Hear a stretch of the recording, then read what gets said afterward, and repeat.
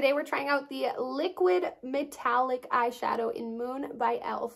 So this eyeshadow is high shine and metallic. It will highly amp up your eye look if you're looking for a reflective metallic eyeshadow. I like to apply this at the inner ducts of my eye if I want a more open, brightening looking effect for my eyes, as well as applying it to my eye base if I'm looking for an all over shadow look. So if applying that way, you can apply it straight with one swipe right from the product itself, or you can use a liner brush as well. Also, if you're looking for a more diffused look, you can use your fingertip to just lightly blot it out as well. It is a very buildable formula.